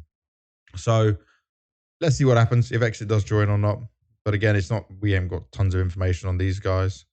Who is the next one? Heroic, right? By the way, this one surprised me. I didn't expect Youngster to be the one that was cut. I don't even know if I agree with this one. I mean, I think the reason is probably because of how streaky Heroic has been. And remember when I talked about, for me, Youngster is the most important player for Heroic if they win or not. If he has a good game, they usually win. But if he has a bad game, they'll usually lose. And I think this is mostly because of consistency issues rather than like a skill issue to any degree. It's just felt like Youngster hasn't really gotten that consistency part yet. He has very good performances, but have very, very bad performances as well. And this just looks like, okay, Susp, he's very consistent, very good at his role. And, he was great in wildcard. So I think it's more to that rather than anything else. I don't think more stable. People should sell Youngsters stocks or anything, but he'll probably get a team. I'm not. It's my worry is what kind of team, what kind of team he could fit on. That's the problem here for me. Yeah. A really positive one. I think. I'm very positive about this. Taz to BC game is perfect. This is exactly the project Taz needs, because you're putting together different personalities, different cultures, simple, everyone knows about him, electronic, yeah? And then putting him to try and make this team work, you need that coach who can be a bit tough, who can keep the team together, can make sure things don't implode as well from all angles. Make sure everyone stays at the boot camp. Exactly. Like this for me, this was great. I'm really happy with this. Really, really happy with this. Yeah, I think it's as well. It's the perfect. He has recent experience with doing with G2. Should be very, very up to date to the meta, and I think that's something that both Electronic and Simple kind of need, because it's easy when you're so good to kind of stay in the same thought process as when you were good. And I think having a little bit of an update from how it was in a top team of the world that Taz was in G2 can be great for these players, can be great for everyone, in combination with Mutteris in-game leading. So I'm excited for this team in a sense, but I still retain my opinion. Yeah, there's not. It's almost like a placeholder team, so we'll see what happens in the future. It's a how long can this 5 last and how it manages it. Taz needs to manage as much as possible to get the most out of it so they don't just drop VRS points for no reason the whole time. Obviously, Krakow's the first time we'll see them invited. What I will say? This is Hunger Games for Portuguese people.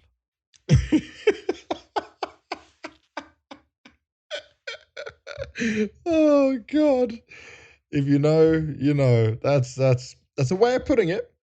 And then Taz needs to keep them all together. That's the main thing here, right? That's what we need to see. But I like the move for Taz completely. I'm really happy with it for him. And the last piece of news, obviously we spoke about them 1,000,001 times. You wrote on our document, 100 Thieves, not unks. Technically, they're not, because the average age, is only 34.6. I think what, Reigns? 31? What do you mean No, sorry, 34? 24.6. Bro, I'm tired. 24.6. Reigns 31, Device is 30, and then they got the youngsters in to bring the average age down. I know. Dude, this was always going to be a hard episode. But yeah, this team, I like it. I love the way they're going. They don't have any VRS points. I love the fact that Messioso is on this team because he is one of those smart guys on everything VRS. He understands it all, where to go, where to take the risk, where not to take the risk. This is a team that will probably climb the rankings very well if they can get this all going together. Yeah, it's a smart build of a team. They've obviously taken in two players who have massive amounts of experience in Device and Rain, added young talent. You know, in Sweden, Poi is considered one of the biggest talents of the scene. And I think more of a ready to go product than someone like Mail. Because of, you know, he's played in Alliance, who is a very tactical team in the Swedish scene, whilst playing that aggressive rifler star roll rifle. So very, very well put up team. They have all of the, you know, agile. Obviously, if you look at stat pages, very, very good at clutching. You have Poi and Sira. Sira more like mix between clutching and entering, while Poi is just a very, very, very aggressive rifler. So I think they have a good mix of both experience, youngster, the right roles, the right attributes for these young players. It's not just he's a good player stats wise, bring him in. It makes sense what they're trying to build. So you know, I'm hoping to see them climb the ranks. I still have like reserved opinions based on that they will reach maybe top 10 this year, but I would that's a bit more see than them expect. maybe be able to climb up to that top 15, get a bunch of underdog victories against some good teams and kind of shoot up. I think that that's still possible. They have a, you know, everything good in the team. It's actually 50-50 on youngsters and experience, because they have Glaive as well. I forgot about him, weirdly enough. Bro, this is what I was gonna say, right? Because you're saying all these stuff about how a team come together, what it can rise to be. Obviously, Glaive has never coached before, but one of the greatest in-game leaders of all time. For many people, he is the greatest in-game leader of all time. What I love with this team is if you are Agile, Sira, and Poi, look who you have alongside you. Like, look to the left, look to the right, and go, oh my God. Obviously, you can't sit there and go, oh my God, but you have major champions. You have some of the most experienced players to learn from, to grow with. You're going to sit there, you're going to listen, you're going to work hard. This is your golden opportunity of career success. And 100 Thieves have shown, to me with this moves, by the way, that this is not a short-term project. This is not 100 Thieves into CS, then they'll leave again if they don't have success, because this is going to take a year or so to come to fruition. Yeah. No, 100%. I think it's a really well-made lineup, and I'm excited to see them. I'm excited to see what they can bring. It just looks like a well-planned, put-together team. So, yeah. I'm going to leave it at that. Just really excited to see them. All right, and the last thing, obviously everyone knows it by now, but Valve for, what was it, the 19th of January is the official thing for competitive? Map pool change, I think it is. Yeah, map pool in the game, yes. In the game. Minus Train plus Anubis. I don't agree with Minus Train. I saw some stats posted on Twitter about Train was the least played Premier map, blah, blah, blah. It's probably one of the least played maps in FACEIT. I don't know that. Good. But it was so good. I love this map, yeah? And then we get Anubis. We get Anubis that hasn't changed. Now, the CT economy has changed, but I still think the map itself needs some changes. I will also say that we were hoping Cash, obviously Valve deemed it not ready. I just don't think Train needed to go. If you really want to add Anubis again, Train was not the one that needed to go. Inferno, Mirage, Dust 2, any Inferno, of those. Man. But because they're played so much, all three maps. Even we play it on our faces, right? They come up all the time. Like, the only problem is Inferno is exciting to watch as a decider in best of threes. It actually is to some degree. Still exciting nostalgia to watch. As well. Yeah. Yeah. But it's honestly doesn't play very well. And so, oh, by the way, another thing, Valve. I love you guys for everything you have given us. But I remember it's Shanghai. Yeah. Everyone knew about the map change that was coming. It was discussed. It was widely known. Make this known as early as possible. Like, let's just agree on. Just announce it before the grand final of the major. Yes, true, but maybe that then also forces teams to go, oh, well, we're going to take a shorter break and we'll get ready for the new map. That's actually probably a good thing, but people need time off. Yeah, have an actual announcement. I get you. I get you. That's not very Valve. In the vacation and think of map strats. Yeah. But yeah, we need it earlier because both Blast and Krakow are going to be played on this, and it's not a lot of time. It's not a lot of it. There's not a lot of notice. The only good thing in this case is that it's an old map that every pro player has played in the past. So people will know how to play it to a degree. Yep. Whilst it would have been way more difficult if they just added a map that no one has really set foot on. Yeah. But yeah, it's interesting. I played one today. Won it. Played middle CT. Felt good to get naded in window again and shot through smokes. I'm not a mid player, thank God. At least it's a more active, fun play. I hate being the B player. I still think no problem. I'll play A all day. If there's one update Anubis needs, it's change the fucking site names. Why is if you change it now, people are going to be tilted. I know. Do it for the love of God. Why do you have the small site as A and the big site as B? Just Valve things, baby. Just Valve things. All right, let's get on to the last segment that we've got here. I think it's one of the last segments, right? Yep, one of the last segments. So, Blast Bounty, it's what I'm here for in Malta, 2026 Season 1. There is some format changes that I spoke about on the draft show. Remember, Blast Bounty is the most chill of the Blast events. It starts online. It's 32 teams, so it's a lot of teams. There's club share in this online stage for all the teams from 32 to 16th. Oh, sorry, to 9th, should I say. And then the top 8 go to LAN finals. It's best of threes, but single elimination. So it's tough. It's real tough. Yep. It's online, so it doesn't hit as hard on the VRS. And already, some of the teams, the names that skipped it, we've got Mouse, Mongols, G2. Obviously, Mouse played Bounty last year this time, lost, and then decided to remove themselves after that, right? They said, Shuhei's got to go. We're making a quick change. Brolan's going to be IGL. Spinks is coming in. That's why I'm expecting maybe there still could be a Mouse change, maybe it's on the cards. But G2 and Mongols are not there as well. The online is not appealing, yeah? The single elimination is not appealing.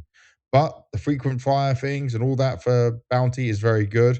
If you get to the LAN final for the top teams, it's very good as well. The draft where you get to pick, so the lower rated teams, the 17 to 32 get to pick from the top 16 teams. And bro, within the top 16 teams, there was some potentially good picks. If you're looking at Astralis after recent changes, you're looking at Aurora, for example, who haven't looked too hot. Game Legion in the position they're in. So there was a lot of stuff to play with here and interesting games to look at. There's a lot of teams people have not seen in a long time. We're getting the OG game. We're going to see Eyeballers again. JW picking phase. That was big balls. There's some interesting matchups even in the opening games here. But But obviously, the main thing is just getting to the LAN finals. That's what everyone's looking at. That's what everyone's looking at here. What do you make of the format? It's quirky and fun. But do I put this tournament to hold any sort of weight as a competitor? No. Apex called it a warm-up. He said it's the warm-up of officials. It just feels like a quirky tournament. And, you know, I mean, we can even draw it back to the Donk discussion of, you know, player of the year. They won 2 of these last bounties. But as like someone that has competed, as someone who's been in these tournaments, this is not a tournament that I put weight on, because this feels like an online qualifier to what, an 8-man LAN. Yeah, 18 and even the final. 8-man LAN, yes, it's a very strong qualifier. It's a tough qualifier. It's you know, it's one of the hardest qualifiers in the space, but it's still to me a qualifier. And an 8-team tournament isn't that exciting and holds that much weight for me as well. You know, so I'm mixed on that. If they wanted it to hold weight, this isn't the way to do it. But in terms of, you know, starting the season, having a little bit of a fun, quirky tournament, yes, I like it that way. Well, let's look down, right? Some of the teams we've got here, some teams we haven't spoke about during this off season. So your usual suspects: Vitality, Furia, Falcons, FaZe, Na'Vi, Spirit. Obviously, great. We get the Spirit debut here. Magix and Zontic's back. Magix obviously IGL. Aurora. Now they have Anubis, which was always their go-to map of the past. Payne's new lineup on show here. Same for Astralis. M80 off the back of the Flom win. Actually, after this, we'll talk about the Flom tournament as well, because Flom deserves love for the amazing event he put on. Game Elysian, will PI actually be playing? Nip, we get to see in action with a new team. Also, can Vitality win a Blast Bounty? Well, statistics would say no, but they are the favorites still. But statistics would say no. FUT in there as well, the old Na'Vi Junior lineup, FUT. Yeah. This is a very exciting team for where they're at right now and the opportunity this event gives them. Comfort Online to start off with. This is a team I would say is like my dark horse of potentially getting through to the LAN finals. Who? FUT? FUT, yeah. Huh. It's going to be hard. Interesting choice. It's going to be hard, but if they win the first game, right? They play against OG. Yeah, OG. So pretty comfortable first game. OG picked them. Yeah. Yep. Then they go into the draft again. Yeah. I don't know. I think it could be in a good spot. It could be in a good spot. Nothing about that. I think this is a tournament. A lot of things can happen. A lot of the top teams can be in bad shape because it is online. It is tough for them, and it's also a very FaZe don't like online. I think that this is the type of tournament where a lot of the teams that have been playing just online matches and haven't really gotten a chance probably started practicing a week earlier than the top teams for this tournament. So yeah, we're OG were on see boot camp, for example. A lot of mixed results in this tournament. It's one of those. It's interesting to kind of set the stage for the season, but it's not going to determine pretty much anything. And another crazy thing, right? I get you. Inner Circle is the lowest rank. No, sorry. OG is the lowest ranked team, 49th VRS right now. Ah, okay. That's how many teams, by the way. So it's 32 teams, but so many teams said no to attending. NRG also cancelled their spot here because they were playing the Flom LAN. They came second place there. Then they would have to come from playing the finals into playing. I think they were playing. Are they playing today? Yeah, they're playing on a 14th. It's just not worth it for them. Not a good thing to do. So they're replaced by friendly campers. So do you want to go, the predictions for this is going to be nuts, but we can try and do 16 predictions. Why not? Yep. Let's do it. Okay, OG FUT. FUT. How are you? Are you just going on matches here? Matches. Yeah. Yes. Okay. OG FUT. FUT. I He's taking some time. I thought we lost you. You've gone so quiet. I'll pick OG. Really? Because? Well, let's just have a fun game here. I will pick them because they still have some really good players. They're Flamus back on the server. Okay. I think there's I don't think it's clear on either side who's gonna win. All right. Eyeballers phase. Has to be an eyeballers, right? ZywOo Bro, coming in against the grand finalist of the major, knifing Kerrigan 3 times. I wrote a note. About this. So they last played each other 5.5 years ago, JW and Kerrigan, when Kerrigan was still on Mouse. Imagine the amount of information that ZywOo have gathered for this moment. I will say, eyeballers, this means so much to them. This means so much to them. But I also think that eyeballers is the type of team that FaZe struggle with the most. They're aggressive, they're very poppy, their individuals likes to take moves and do things on the server. They can look almost, it's not random, but they like to take timings as individuals. And I think this can create a lot of chaos, which FaZe are normally the one that likes to create the chaos themselves. And if they face another team, like when they played B&E, they always struggled against them because of that chaos creation. That you're playing a team that likes to play in chaos as well, it can be very back and forth. Yeah. So I'm going to pick eyeballers as a random prediction here, just because of that. I still think FaZe is heavy favorites, but I think that if there's any point in time that Eyeball is going to be able to beat FaZe, it's in the beginning of the season when they want it the most. I think FaZe will struggle at some point during this tournament online, just not against Eyeballers. So I do think FaZe will take it. Yep. Fnatic Astralis. I'm going for Fnatic. I'm going for Fnatic as well. Hotu and Aurora. I think Aurora.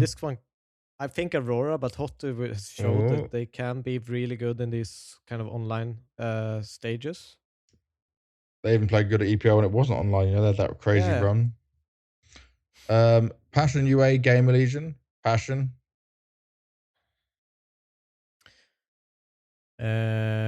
Yes. I will pick Passions. I think it's a close one as well, but I will pick Passions. Friendly Campers, Heroic. I'm going Friendly Campers.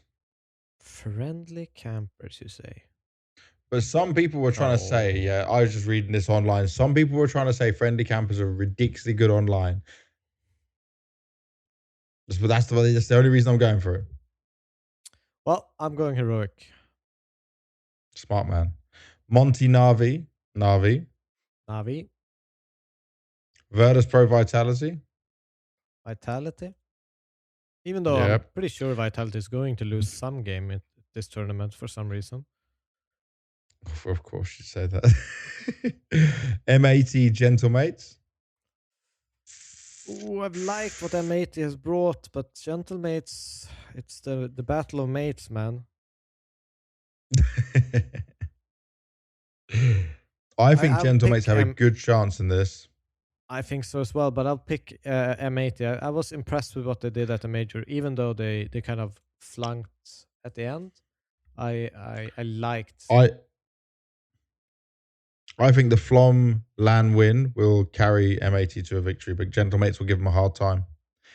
Inner Circle 3D Max. I'm going Inner Circle, bro. 3D Max online, boy. I'm going 3D Max. Okay. Nip Liquid. Nip for me. I pick NIP. Yeah, I would too.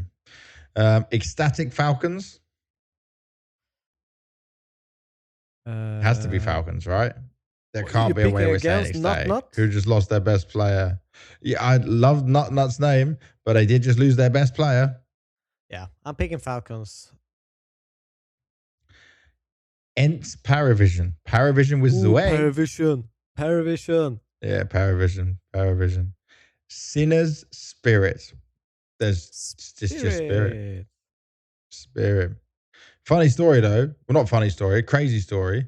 Sinners, right? When we did the interview during the draft pick, Beastick was talking to us. He almost didn't make it to the show because he hit a deer with his car. Luckily, he's fine, and the deer's fine. The deer just got up and walked off. But obviously, he was probably shaken up by it. Crazy, huh? I have to report it anyways. Yeah, but it's just crazy. Yeah. Crazy. We met Spirit. some deer. Sorry, Sinners. Oh, God. On the road. You said hi? Had a tea? Well, we managed to stop. It was like a week ago or something. When we went to my girlfriend's parents, it was like 6 deers on the road. Just honked their horn and said goodbye. Well, you know, when I'm driving, obviously from Ukraine and Slovakia each time, the males are called stags, right? The huge antlers. I think so. Yeah. Bro, we come around a corner. He's not in the middle of the road. He's just on the side of the road, just staring. And he's huge. I mean, if I got out, he would be taller than me and bigger than me in every way. They're actually quite an intimidating animal. Yeah. It's kind of wild.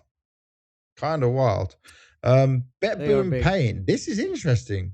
Bet Boom Pain for the next game. I'm going for the vibes.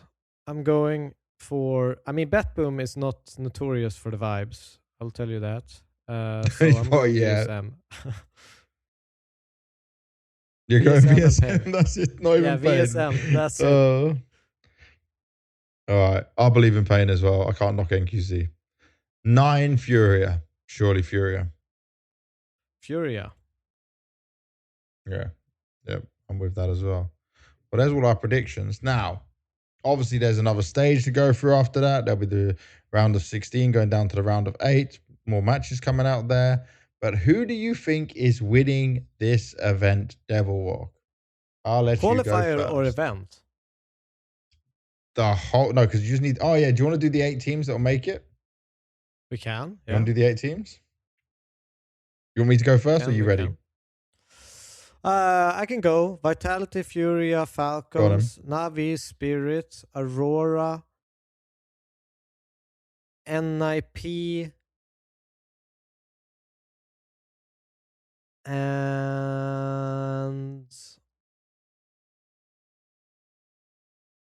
FaZe. Oh, you still think... Okay. So for me, Vitality, Furia, Falcons, Navi, Spirit, Aurora, Pain, FUT. All right. Who wins the event? That's my wild pick in the FUT. Who wins it, bro? I want to say Vitality, but they've never won a bounty. But I think I said they're going to win both last bounties. You're going Spirit to win it again. Back to back bounty champions. Magic's farming Blast back. bounty. Zontic's also did win the last one. I'm going to say this. Falcons are going to win Blast Bounty. Didn't change team. Right. Rejuvenated. Been on boot camp. Going to cook something up. I think Vitality are still one of the favorites. I think Furia can be wobbly a little bit, you know? And I think that for Vitality, Furia, this event is not as maybe stand out as what it would be for Spirit or Falcons.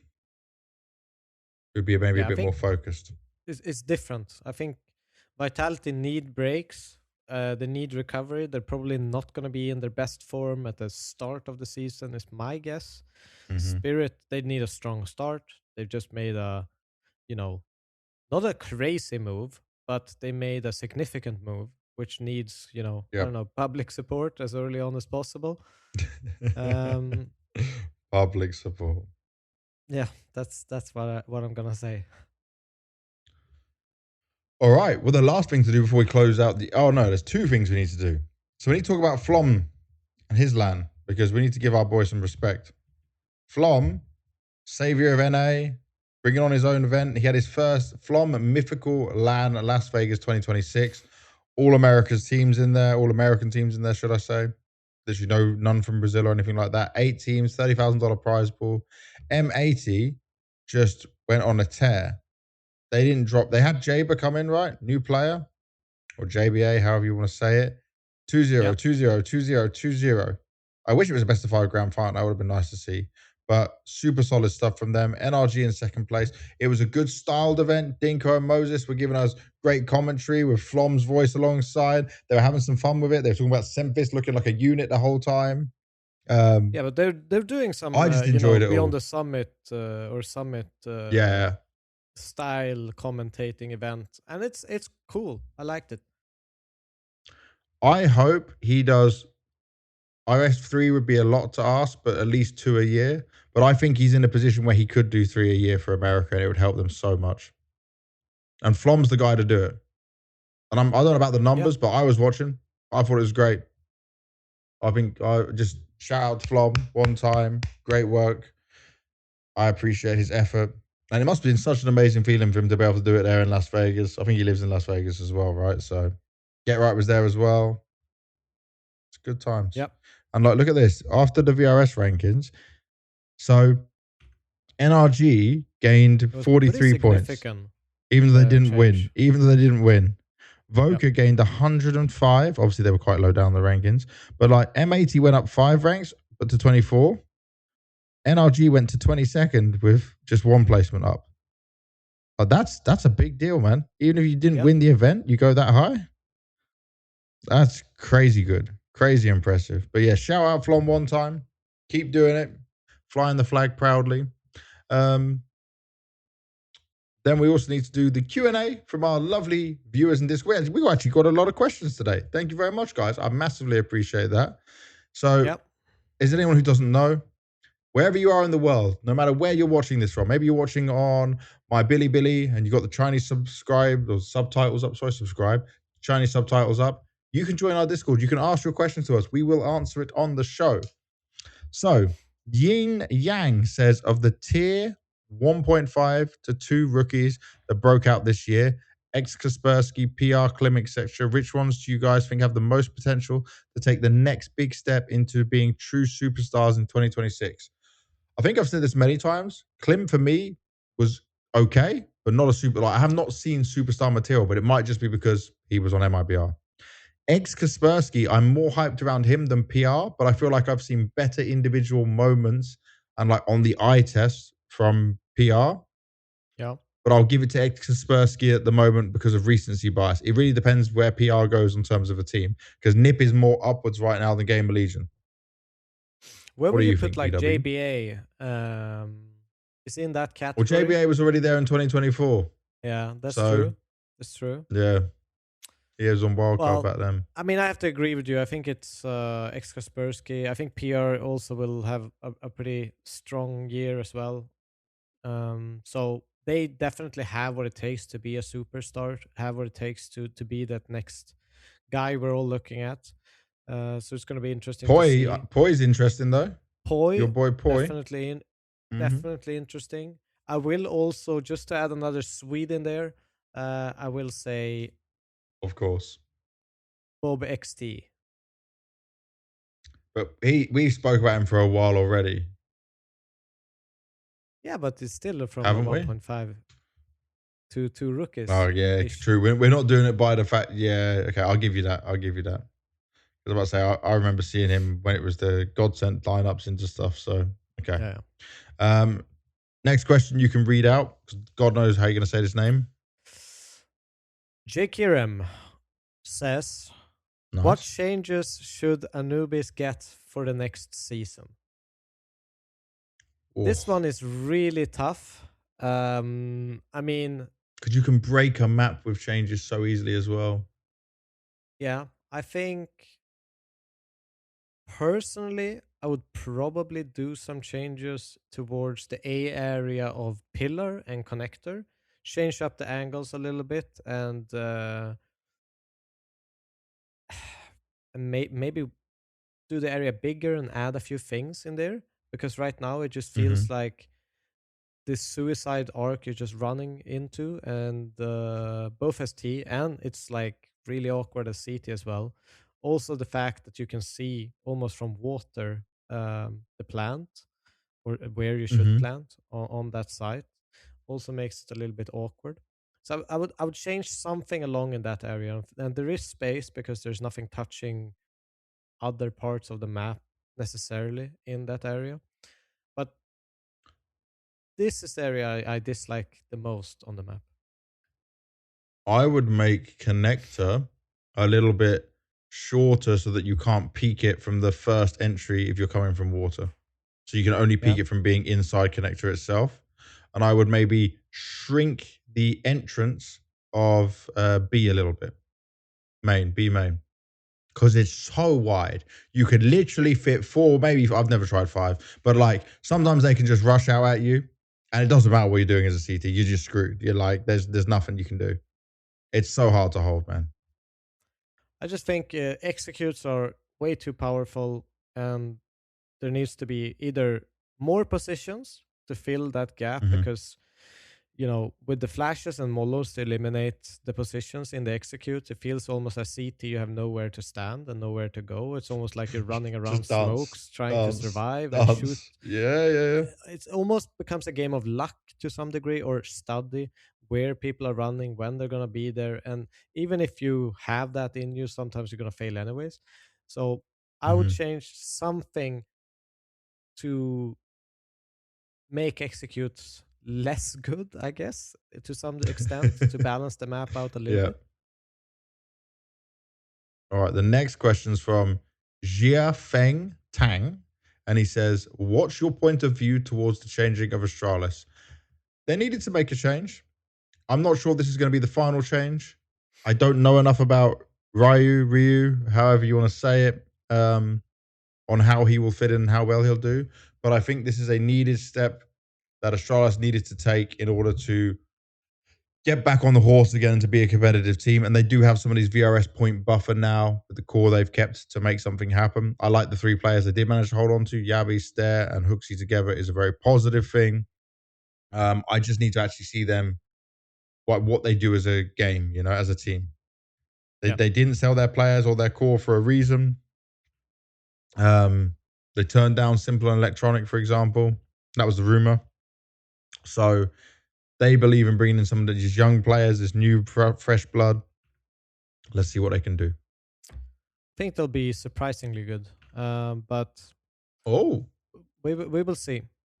And by surprisingly good, I'll probably say they'll probably stay at the same rank.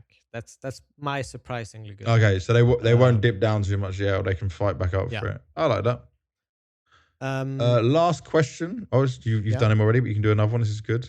That I don't say his nickname. J. Kerem says, "Do you like Simple's gets the VRS core shortcut?" Core shortcut, yeah. Well, so Falcons have done it to some degree. Many teams have done it. I think it's the path they had to take once the team kind of imploded. So to some degree, just to get him back into competing into a relevant bracket, which I'm sure is both like not only really, really important for someone like Simple itself and Electronic to kind of get their motivation up, to get them to the players that they need to be in that lineup. They need to be fighting games that they feel are important.